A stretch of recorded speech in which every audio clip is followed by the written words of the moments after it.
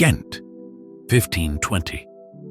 The silence of the scriptorium is heavy, broken only by the rhythmic scratching of a goose-quill pen against stretched calfskin. Outside, the world is changing. The printing press is churning out cheap Bibles by the thousands, threatening to make this art form obsolete. But here, inside these stone walls, time has stopped. A master illuminator dips his brush into crushed lapis lazuli. He is painting a holy prayer, Psalm 23. But then, his hand moves to the margin. He does not paint an angel. He does not paint a saint with a steady hand and a twisted imagination. He paints a rabbit decapitating a hunter. This is not just a book. It is a rebellion hidden in plain sight. For centuries, historians looked only at the text, the sacred words of King David meant to guide the soul to heaven. They ignored the edges. They ignored the shadows. But it is in the shadows that the true spirit of the Middle Ages hides. This is the story of the Psalterium of Flanders, a masterpiece created between 1500 and 1535. It is a visual paradox, a collision of the holy and the profane, the beautiful and the grotesque. Why were these monsters allowed to live next to the Word of God? What were the artists trying to tell us? To understand the answer, we must open the book and look where we were never meant to look. Welcome to Annalist. To understand the Psalterium, you must first understand the sheer brutality of its creation. In the modern world, we see a book as paper and ink, a disposable commodity. But in 16th century Flanders, a manuscript like this was a creature of blood and bone. Before a single word was written, a herd of calves had to die.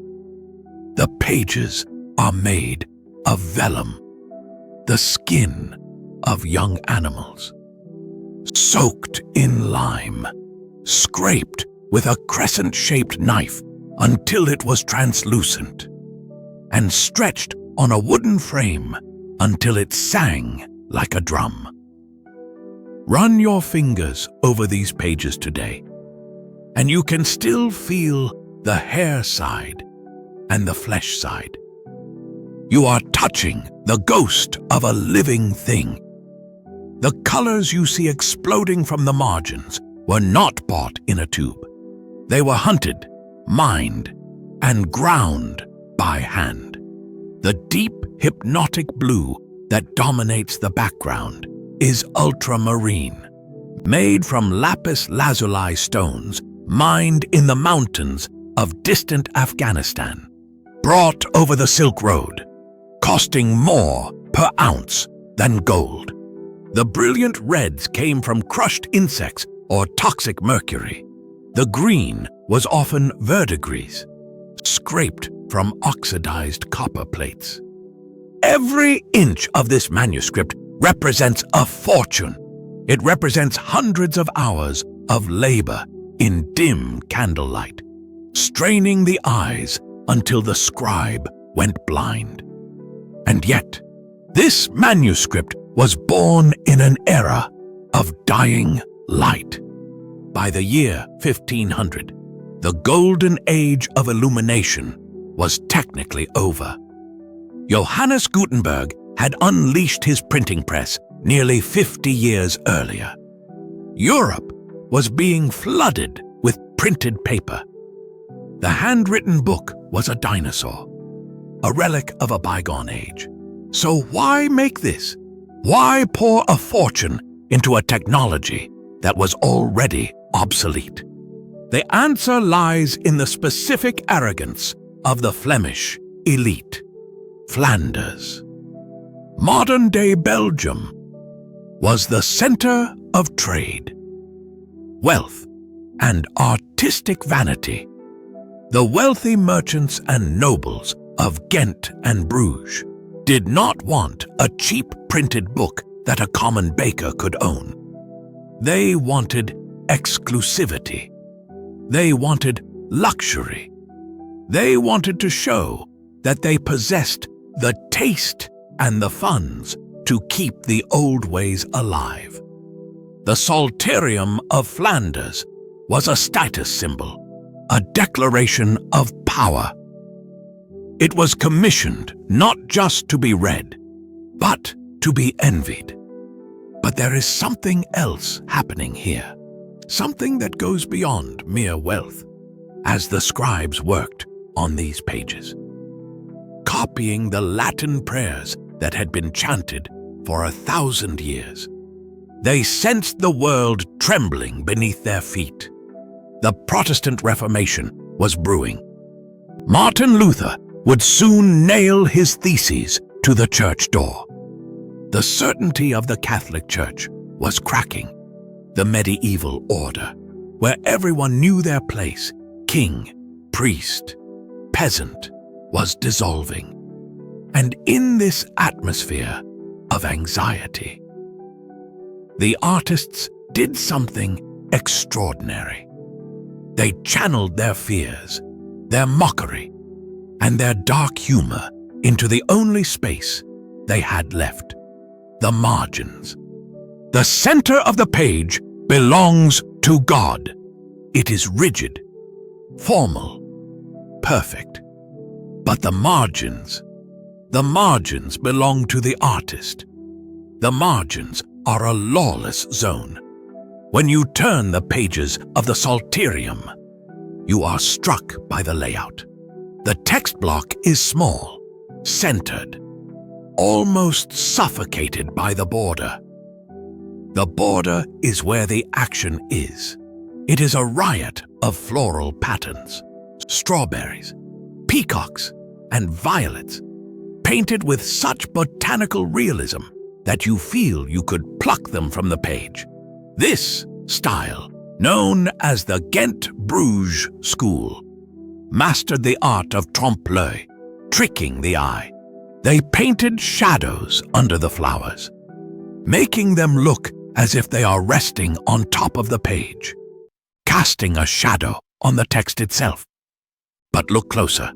Look past the beautiful strawberries and the golden acanthus leaves. Hiding amongst the beauty are the monsters. A hybrid creature, half man, half bird, playing a bagpipe with its nose. A monkey dressed as a bishop, blessing a congregation of cats. A knight, fully armored, fleeing in terror from a snail. These are the drolleries, and they are not random. They are a code. Historians have argued for centuries about what these images mean. Are they just decoration? Are they the bored doodles of exhausted monks? Or are they a subversive commentary on the text itself? When the text speaks of "the Lord is my shepherd," and the margin shows a wolf dressed as a priest, is that a coincidence? Or is it a biting satire of a corrupt church? To unlock the secrets of the Psalterium of Flanders, we have to step into the mind of the medieval reader. We have to understand a concept that has been lost to us: the world turned upside down in the medieval imagination. Chaos was always waiting at the gate, and one way to control that chaos was to depict it, to laugh at it, and to contain it within the borders of a holy book. Turn the page to Psalm 8. The text speaks of the glory of God's creation, of man having dominion over the beasts of the field. But in the margin, that dominion has collapsed. We find ourselves staring at one of the most baffling and iconic images of medieval art, the knight and the snail. It is a scene that defies all military logic. A knight, clad in shimmering plate armor, gripping a sword forged of the finest steel, stands trembling in fear. His opponent is not a dragon. It is not a Saracen warrior. It is a garden snail. The snail extends its eye stalks menacingly. The knight drops his shield. He looks ready to flee. For decades, art historians stared at these images in confusion. Why is a warrior of God afraid of a mollusk? Is it a joke? Is it a mistake? The frequency of this image across Flemish manuscripts suggests it is a specific code understood by the people of the 1500s, but lost to us. One theory takes us into the realm of ethnic slander. Historians suggest the snail represents the Lombards, the people of northern Italy. In the late Middle Ages, the Lombards were known as bankers, pawnbrokers, and lenders. They were viewed by the chivalrous French and Flemish knights as unmanly, greedy, and cowardly. They carried their homes on their backs, like snails, and had no true loyalty. By painting a knight terrified of a snail, the artist might be mocking a specific rival, satirizing a paper tiger enemy who looks dangerous but is actually soft and slimy on the inside. But there is a darker interpretation, one that fits the somber tone of a psalter. The snail does not just carry its house. It emerges from the earth and retreats back into its shell, like a body going into a tomb. To the medieval mind, the snail was a symbol of the grave, of the inevitable rot that awaits all flesh. The knight is not afraid of the animal.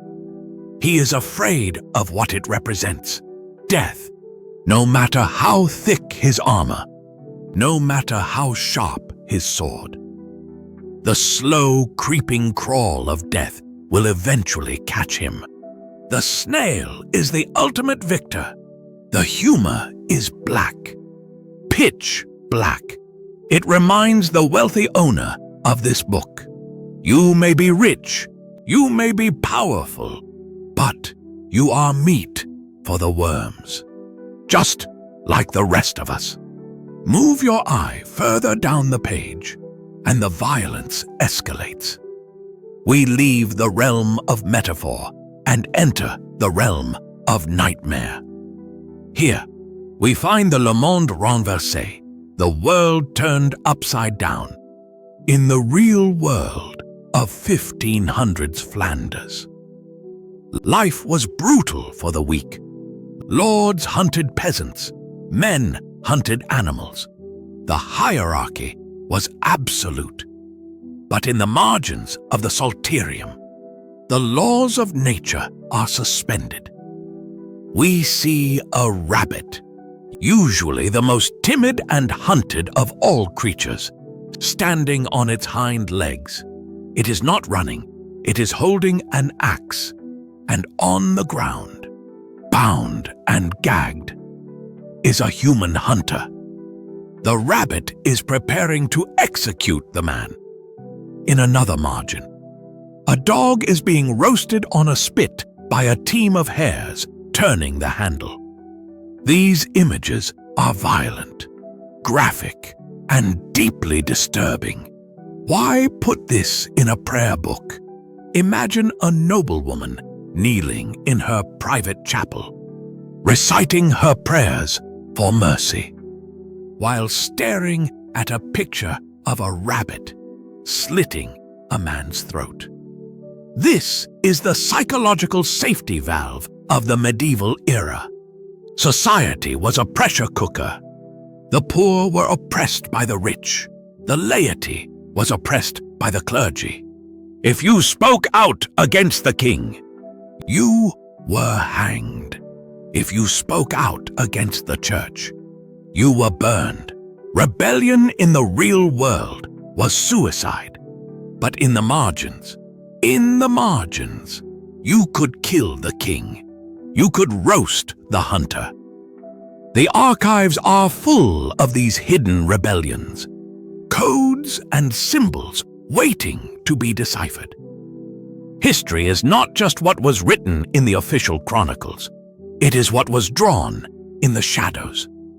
To ensure you don't miss the next investigation into the lost corners of the past, take a moment to subscribe to Annalist. Join us as we peel back the layers of history, one page at a time. The rebellion in the margins didn't stop at hunters and knights. The Illuminators aimed their brushes at the most powerful institution on earth, the Church itself. Flanders in the early 16th century was a hotbed of religious tension. The Catholic Church was wealthy, powerful, and notoriously corrupt. The local bishop lived like a prince, while the common people starved. The Psalterium of Flanders reflects this silent rage. Look closely at the bottom of folio 72. There is a procession. It looks like a solemn church service. But the figures are not priests. They are foxes. A fox, dressed in the robes of a bishop, holding a crozier, a bishop's staff, is preaching to a flock of geese. The symbolism is devastatingly clear. The fox is the predator. The geese are the congregation, fat, stupid, and ready to be eaten. The artist is saying that the bishop is not a shepherd of souls. He is a wolf or a fox in sheep's clothing. He preaches to the geese only to keep them calm until slaughter time. This was dangerous art. To paint a bishop as a deceiving fox was borderline heresy. And yet, these images were painted in a book commissioned by the wealthy, perhaps even by members of the church elite themselves.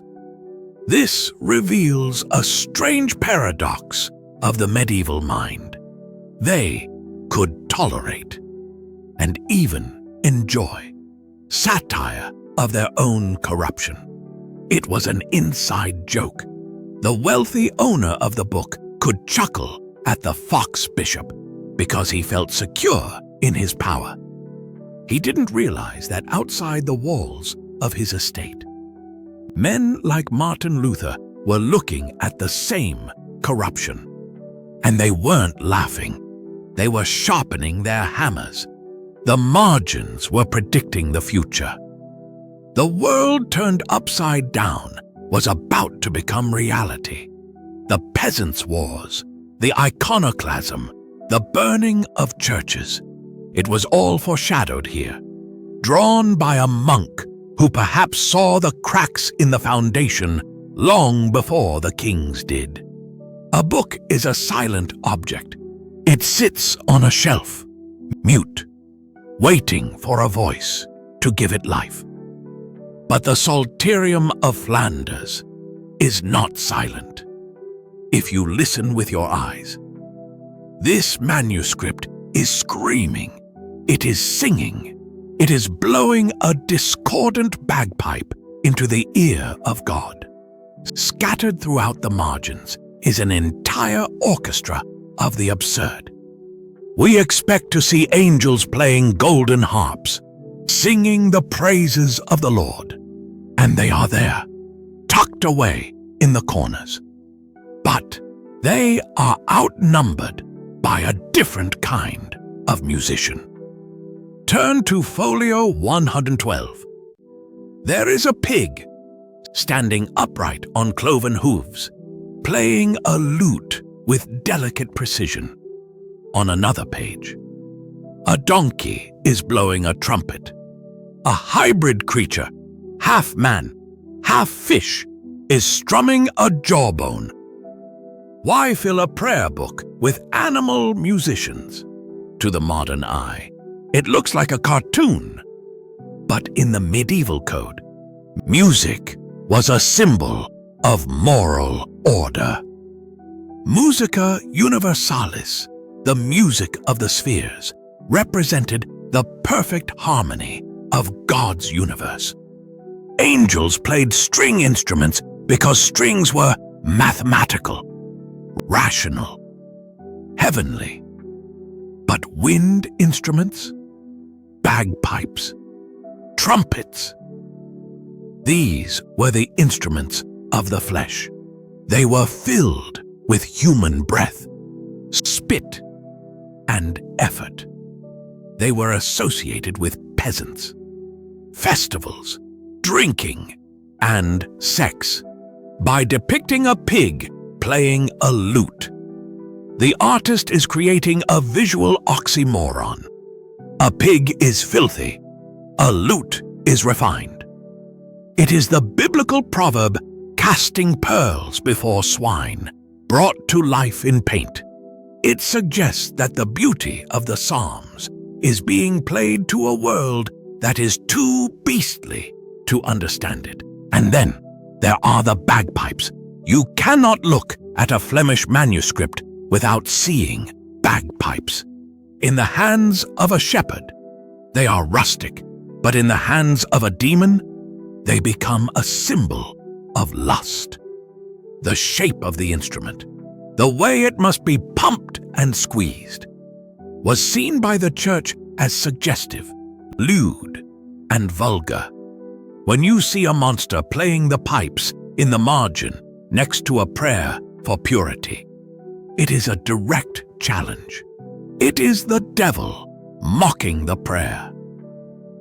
The text asks for silence and contemplation. The margin brings noise and chaos. But the musicians are normal compared to the things that crawl between the vines. As we delve deeper into the Psalterium, reality begins to break down completely. We encounter creatures that have no name. Art historians call them grilli, grotesques inspired by ancient Roman gems, but reinvented by the fevered minds of the North. These are not whole animals. They are fragments of nightmares stitched together. A human head walking on chicken legs. A face located on a stomach. A bird with the arms of a man and the tail of a scorpion. These images strongly suggest the influence of Hieronymus Bosch, the master of the surreal who was painting in nearby Hertogenbosch around the same time. Bosch's visions of hell were leaking into the cultural groundwater of Flanders. Why include these abominations? Some scholars argue they served a mnemonic function, shocking images to help the reader remember which page they were on. Oh yes, the prayer for deliverance. That's the page with the flying fish monster. But there is a deeper theological purpose. These monsters represent the terra incognita, the edges of the known world. In the medieval mind, God created order in the center, but the edges of the map were filled with monsters. By placing these horrors in the margins of the Bible, the Illuminator is binding them. He is trapping the monsters within the holy book. It is a spiritual containment strategy. The text of the psalm is a cage, and the monsters are pacing the perimeter. unable to get in, but never fully going away. However, amidst the monsters and the madness, the Psalterium of Flanders offers us something else, something heartbreakingly real. Suddenly, the monsters vanish, the gold leaf disappears, and we are looking through a window into the year 1520. We see a frozen river. The sky is a flat, pale grey, the distinct sky of a Flemish winter. This was the height of the Little Ice Age, a period when global temperatures dropped and European winters became brutal. The canals of Ghent and Bruges froze solid, and the artist captured it all with journalistic accuracy. We see peasants skating on the ice. They are not abstract figures. They are wearing specific clothes: heavy wool tunics, red hose, fur-lined caps. One figure has fallen, legs splayed in the air. A moment of slapstick comedy frozen in time for 500 years. Another is pushing a wooden sled carrying a barrel of wine. These scenes are known as the labors of the months. They ground the spiritual text in the physical reality of the reader. They tell us that faith was not just something for the church. It was lived out in the cold, in the mud, in the daily struggle to survive. Look at the details of the tools.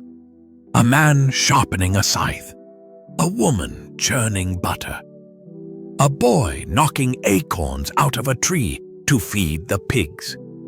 These are the ancestors of the people who live in Belgium today. We know how they cut their hair, how they tied their shoes, and how they kept warm. Because an artist thought their ordinary lives were worthy of being placed next to the Word of God. This was a radical shift.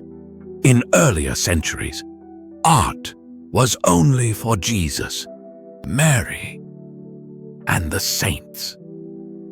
But here, in the dying days of the Middle Ages, the common man is pushing his way onto the page. He is saying, "I exist, my labor matters, my cold hands and aching back are part of this story too." It is the dawn of humanism, captured in the margins of a prayer book. Who paid for this? Who held this book? We do not have a receipt. We do not have a signature. But the book itself offers clues. In several margins, we see coats of arms, but they have been smudged or painted over.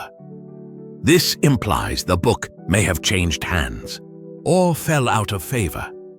However, the quality of the work screams royalty or high nobility. Only the circle of the Habsburg court, perhaps an associate of Margaret of Austria or Emperor Charles V, could afford this level of pigment. The lapis lazuli alone would have cost the equivalent of a small farm. Imagine the hands that held this, hands covered in velvet and rings, hands that signed death warrants and trade treaties. Did they laugh at the night fleeing the snail? Did they feel a chill when they saw the grave? Or did they just flip the pages, admiring the gold, ignoring the warnings, blind to the revolution that was about to burn their world to the ground? Look at the edge of folio 45. There is a wild strawberry plant. It is not stylized. It is not a cartoon. It is scientifically accurate. You can see the tiny hairs on the stem. You can see the serrated edges of the leaves. You can see the dimples in the red fruit. And most remarkably, you can see its shadow. The artist has painted a faint gray wash underneath the stem, creating the illusion that the plant is not painted on the page, but lying on top of it. This is the masterstroke of the Ghent-Bruges school. Trompe l'œil, trick the eye. Why go to this effort? Why make a prayer book look like a botanist's table? Because in the medieval worldview, nature was the second book of God. The Bible was the Word, but nature was the artwork. To paint a flower with absolute perfection was an act of worship. It was a way of saying, "Lord, I see your creation, and I honor it by copying it flawlessly." But in the Psalterium of Flanders, nothing is ever just a pretty picture. Every flower is a word in a secret language that every viewer in 1520 understood fluently, but which we have forgotten. The wild strawberry. We see it as a snack. They saw it as the fruit of paradise because it grows low to the ground. It symbolized humility because it has 3 leaves. It symbolized the Trinity, and the red fruit, the drops of Christ's blood. The violet, the flower of the Virgin Mary, modest, sweet-smelling, and bowing its head toward the earth. The carnation, known then as the nail flower, clou de girofle, because it smelled like cloves and looked like the nails used in the crucifixion. So, when the wealthy owner of this book looked at a border of strawberries and carnations, he wasn't just seeing a garden. He was reading a theological treatise on sacrifice and humility. But look closer. Landed on the pristine white petal of a lily is a housefly. It looks so real that for centuries, readers have instinctively tried to brush it away. But it doesn't move. It is painted. Why put a filthy insect on a holy flower? This is one of the most brilliant and cynical artistic jokes of the Renaissance. The fly serves 2 purposes. First, it is a flex. The artist is showing off. He is saying, "I am so skilled. I can fool you into thinking a bug has landed on my work." But second, and more importantly, the fly represents corruption. It represents Beelzebub, the lord of the flies. It represents the rot that comes for everything. The lily is perfect white purity, but the fly is already there. Sin is already waiting. Even in the most beautiful garden, the plague is waiting. The fly is a tiny, buzzing reminder that perfection cannot last in this world. And then, the garden dies. As we move toward the office of the dead, the section of the Psalter containing prayers for the souls of the departed. The strawberries rot. The birds stop singing. The margins turn dark. Here, we encounter the memento mori. Remember that you must die. In 2026, we hide death. We put it in hospitals, behind curtains. But in 1520, Flanders, death was a roommate. The plague, Black Death, still flared up every few years. Women died in childbirth constantly. Wars were fought with pikes and rusty blades that caused gangrenous wounds. The average life expectancy was brutal. The Psalterium does not shy away from this. It embraces it with a kind of morbid obsession. We see a skull, not a stylized skull, but an anatomical study of bone. Hollow eye sockets staring back at the reader. Sometimes, a worm is crawling through the jaw. In one striking margin, we see the 3 living and the 3 dead. 3 young, handsome noblemen are riding their horses, perhaps hunting. Suddenly, they are confronted by 3 corpses, rotting, skeletal, with flesh hanging off their ribs. The corpses speak to the young men in many manuscripts of this time. The text bubbles literally say, "What you are, we once were. What we are, you will become." This image was the ultimate reality check for the owner of the book. You might be wearing silk today. You might be eating roasted pheasant. But tomorrow, you are him. You are the skeleton. This obsession with death wasn't meant to be depressing. Oddly, it was meant to be liberating. If death is inevitable, and if the snail and the worm will eventually win, then earthly power implies nothing. The king and the peasant look exactly the same when they are bones. In the lower margins of the later folios, we see the danse macabre.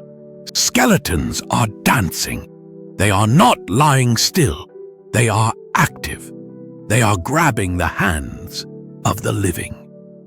A skeleton grabs a pope by his robes. A skeleton tugs at a merchant's money bag. A skeleton pulls a child from its cradle. The message is radical equality.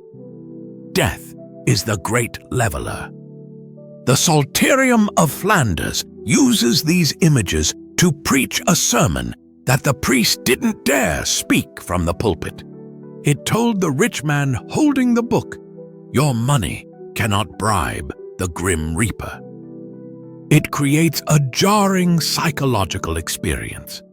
Imagine reading a psalm about God's eternal love, while your eyes drift down to see a skeleton dragging a screaming man into a grave. It creates a tension between hope, the text, and despair, the image. This tension is the defining emotion of the late Middle Ages. They lived suspended between the promise of heaven and the terror of hell. As we reach the year 1535, the year this manuscript was likely finished, the ink was drying on a world that was about to vanish. While the scribes were painting these final skulls, the fires of the Reformation were already burning. In 1566, just a few decades later, the Beheaded storm, iconoclastic fury, would sweep through Flanders. Protestant mobs, enraged by the wealth of the church and the idolatry of images, would storm the cathedrals of Ghent and Antwerp. They smashed statues, they slashed paintings, they burned libraries. Thousands of manuscripts like this one were thrown into bonfires. The gold leaf melted, the vellum curled and blackened. The fox bishop and the knight and snail were turned to ash. The Psalterium of Flanders is a survivor. It is a refugee. Somehow, it was hidden. Maybe a wealthy family bricked it up in a wall. Maybe a monk smuggled it out under his robe. We don't know how it survived. We only know that it did. It stands as a testament to a specific moment in human consciousness, a moment when we still believed in magic, when we were terrified of the dark, and when we had the patience to spend a year painting a single page of a book that only God would truly read. Beauty has a price. Usually, we think of that price in gold coins. But for the illuminators of the Psalterium of Flanders, the price was paid in breath, in blood, and in sanity. If you were to lick the tip of your finger and touch the vibrant red robes of the figures on folio 22, you might die. Or, at the very least, you would fall gravely ill. The brilliance of this manuscript relies on chemistry that we now know to be lethal. The artists weren't just painters. They were alchemists mixing poisons. Consider the red, that piercing, vibrant scarlet that draws your eye immediately. It is vermilion. To create it, the alchemist had to take mercury, quicksilver, and fuse it with sulfur in a furnace. The resulting crystal, cinnabar, was ground down into a fine powder. Mercury is a neurotoxin. It attacks the central nervous system.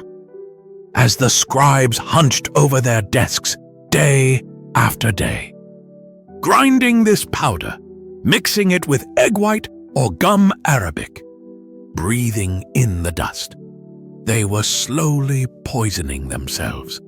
The trembling hands, the mood swings, the madness that often plagued medieval artisans. This wasn't just artistic temperament. It was mercury poisoning. They literally gave their minds to make the page beautiful. Then there is the white. The crisp, clean white used for the highlights on the pearls and the faces of the angels. This is lead white, produced by suspending strips of lead over buckets of vinegar and animal dung. The chemical reaction created white flakes of lead carbonate. It is highly toxic. If the artist sharpened his brush with his lips, a common habit, he was ingesting lead every single day. The Psalterium of Flanders is beautiful, but it is a chemical weapon. It is a graveyard of toxic heavy metals trapped under a layer of varnish, preserving the danger for 500 years. But the true king of the palette was blue. Look at the background of the initials. Look at the robes of the Virgin Mary.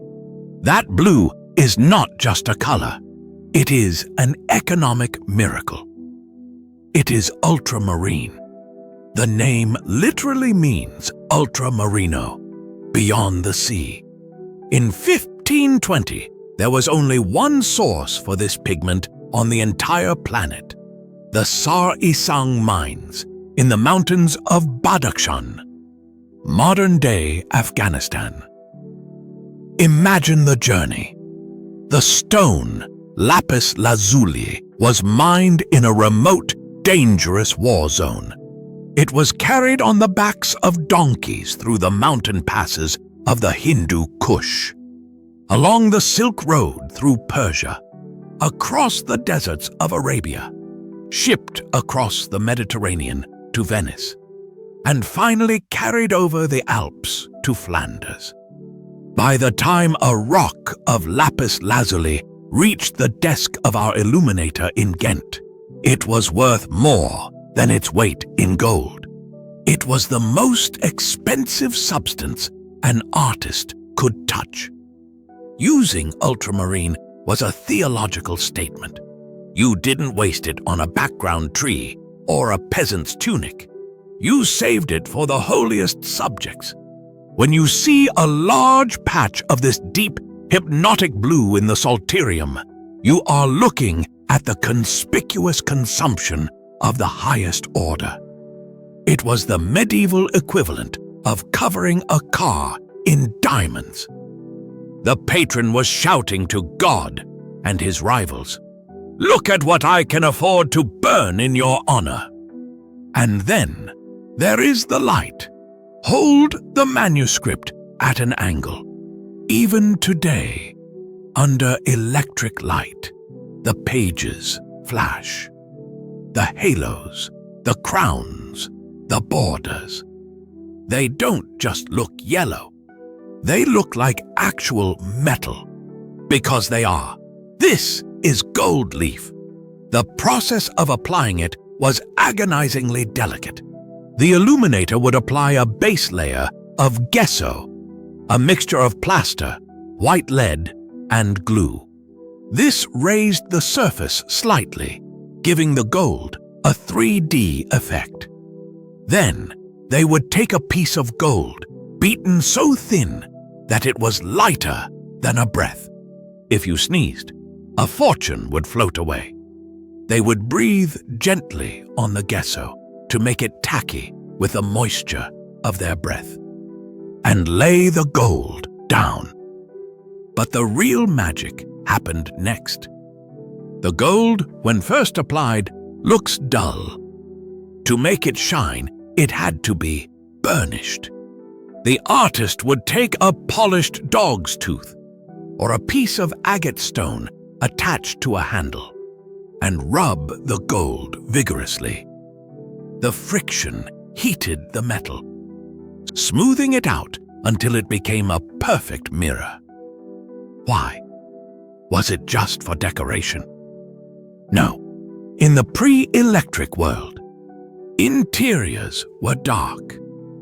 Churches were lit by flickering candles.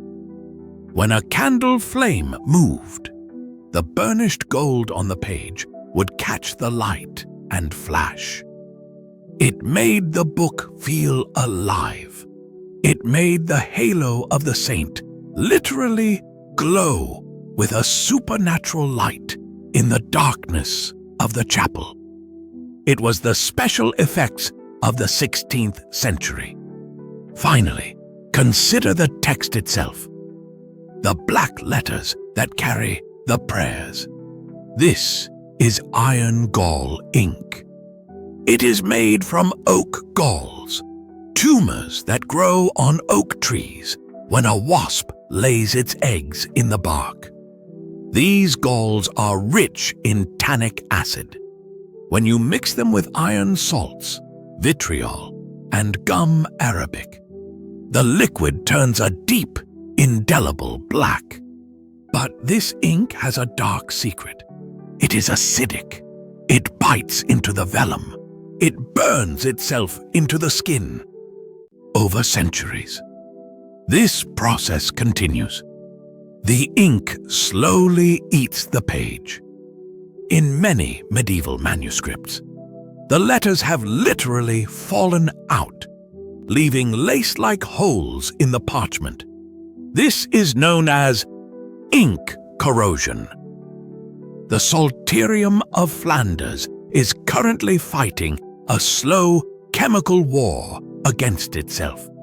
The very words that were meant to last forever are slowly consuming the surface they are written on. It is a race against time. The conservators of today are the only line of defense preventing the acid from eating the history alive. If you could lean in close to the original manuscript today, what would you smell? You wouldn't smell paper. You would smell the faint, musky scent of old animal skin, the vellum. You might catch a whiff of the beeswax used on the linen threads of the binding. You might smell the metallic tang of the copper in the green pigments. And, if you have a very sensitive nose, you might smell the ghost of incense. Centuries of being opened during Mass, centuries of candle smoke, have settled into the pores of the skin. This book is a sensory time capsule. It holds the atmosphere of the 1520s, trapped between its covers. It is a physical object that has witnessed the rise and fall of empires, the burning of heretics, the invention of the steam engine, the world wars, and the digital age, and through it all, the gold still shines. Look past the gold. Look past the monsters. Focus only on the letters. The script used in the Psalterium of Flanders is known as Gothic textura quadrata. It is the script of authority. It is rigid, vertical, and dense. It looks like a picket fence. It was designed to be beautiful, not legible. It was designed to look like the stone columns of a cathedral, translated onto skin. But if you look very closely with a magnifying glass, you can see the humanity breaking through the perfection. You can see where the scribe dipped his pen. The ink is dark and heavy at the beginning of a word, and slowly fades to a lighter gray as the quill ran dry. You can see the rhythm of his breathing in the strokes. Writing this was not writing as we know it. It was engineering. The scribe did not rest his hand on the page. The oils from his skin would ruin the vellum. He had to hover his hand in the air for hours, supporting his arm with a special stick called a maul stick. Imagine the physical agony. The monks had a saying, 3 fingers hold the pen, but the whole body works. Aching backs, cramping fingers, eyes stinging from the smoke of tallow candles. In the margins of other manuscripts from this era, bored scribes have left complaints like, the ink is thin, the parchment is hairy, or simply, thank God, it is not too dark. In the Psalterium, we see no such complaints. The discipline is absolute. But we do see erasures. On folio 89, the texture of the vellum is rougher. The surface has been scraped. This is a crime scene. The scribe made a mistake. Maybe he skipped a word. Maybe he misspelled dominus. In a printed book, a mistake is permanent. In a manuscript, you take a razor blade and you scrape the skin until the ink is gone. You erase history. Then you burnish it smooth and write over it. These ghost words are still there, buried under the surface, waiting for modern spectral imaging to reveal the errors of a master.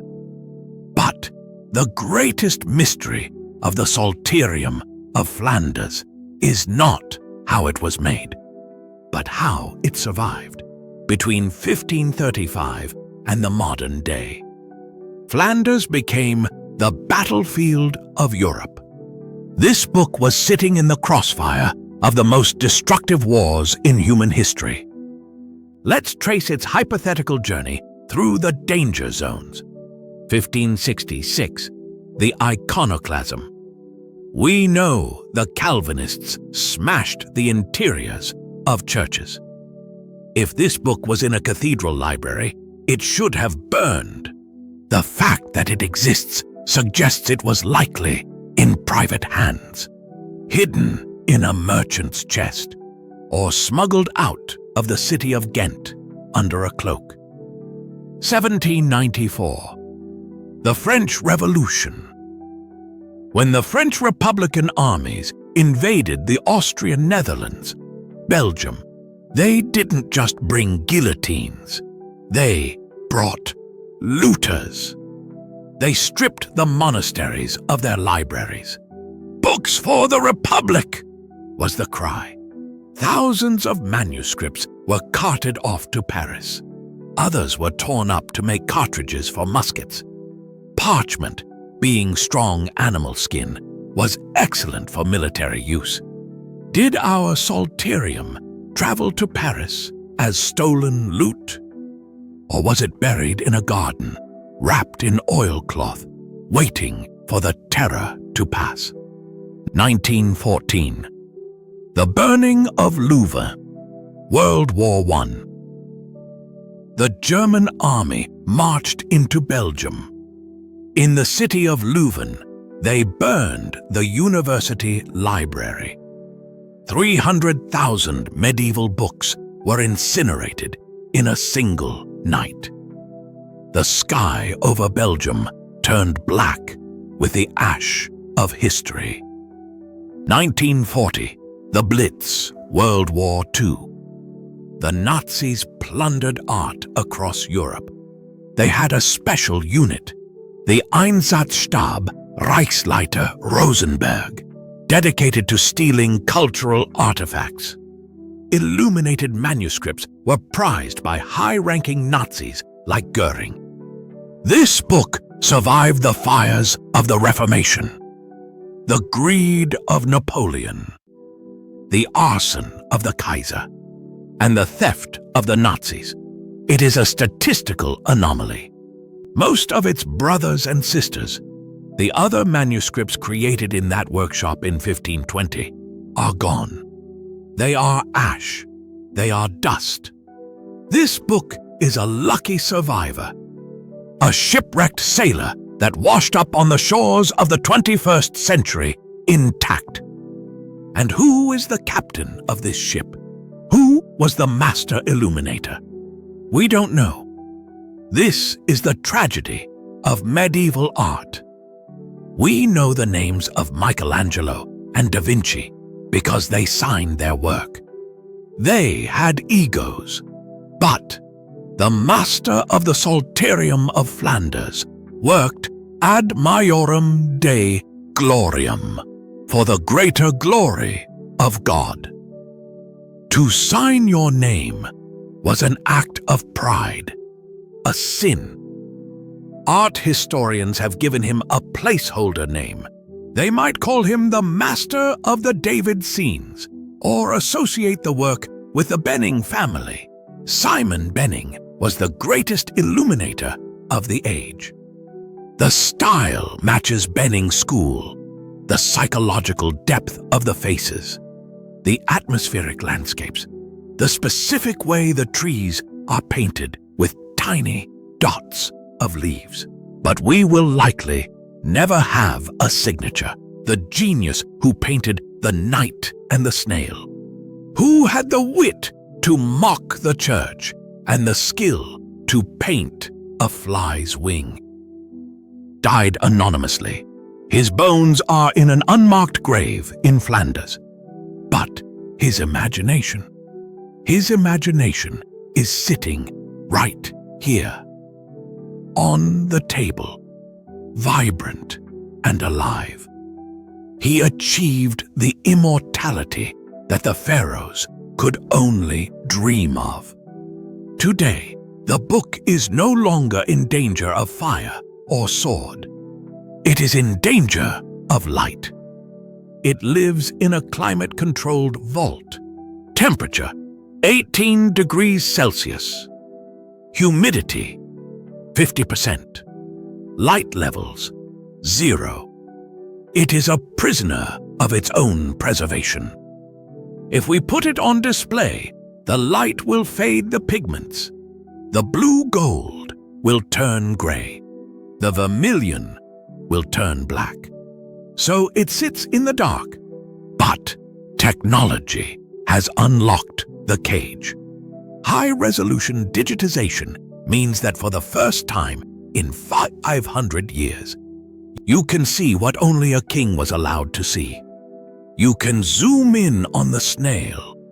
You can count the whiskers on the cat. The Psalterium has been democratized. The irony is profound. The printing press was supposed to kill the manuscript. But in the end, the digital press of the internet has has resurrected it. The world turned upside down has flipped once again. So, what are we holding? After 7,000 words, after analyzing the chemistry of the paint, the theology of the flowers, and the madness of the snails, what is the Psalterium of Flanders? It is easy to dismiss it as a relic, a dusty object from a time of superstition. But look again. When we see the rabbit hunting the hunter, are we not seeing the satire of our own political cartoons? When we see the fox bishop deceiving the geese, do we not recognize our own distrust of corrupt authority? When we see the knight terrified of the snail, do we not feel our own anxiety about the fragile nature of our lives? The genius of the Flemish Illuminators was that they didn't just paint God. They painted us. They painted our fears. They painted our bad jokes. They painted the cold winter wind and the smell of the spring strawberries. They understood that to be human is to be caught between the angels and the animals. We aspire to the text, to the holy prayers in the center of the page. But we live in the margins, messy, chaotic, and full of monsters. This book is a memory palace. It was built to hold a world that was falling apart, as the printing presses churned out identical copies of identical books. This anonymous master said, "No, I will make one thing that is unique. I will make one thing that has a soul." Imagine the year 1535 again.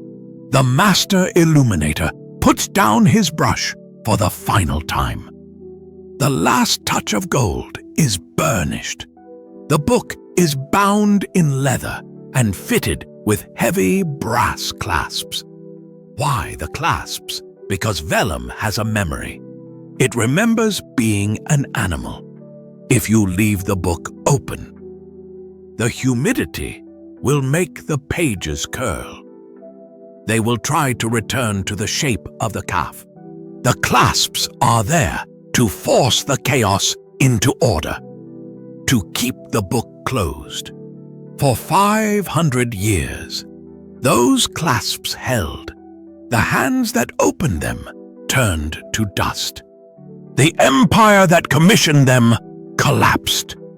The language they spoke evolved. But the blue remains blue. The gold remains gold. The snail is still fighting the night. In a world where everything we create is digital, transient, and easily deleted, the Psalterium of Flanders stands as a defiant act of permanence. It whispers to us from across the centuries, "I was here. I saw the beauty. I saw the horror. And I did not blink." History is often taught as a list of dates and battles, but real history is found in the margins. It is found in the doodles, the mistakes, and the hidden codes. The Psalterium of Flanders is not just a visual record of medieval imagination. It is a testament to the endurance of the human spirit. It reminds us that even in the darkest times, amidst plagues and wars, we still find the time to paint a flower. We still find the courage to crack a joke. And we still strive to leave something behind that will outlast us. The candle in the scriptorium flickered out long ago. The monk is gone. But the light he captured, that light is still burning. The archives are deep, and we have only scratched the surface. There are thousands of lost manuscripts, forbidden diaries, and silenced voices waiting to be heard. If you want to join us as we resurrect the past, if you want to see the history that they tried to hide, then click that subscribe button. Turn on notifications. You are not just watching a video. You are keeping the memory alive. I am Annalist, and I will see you in the next chapter.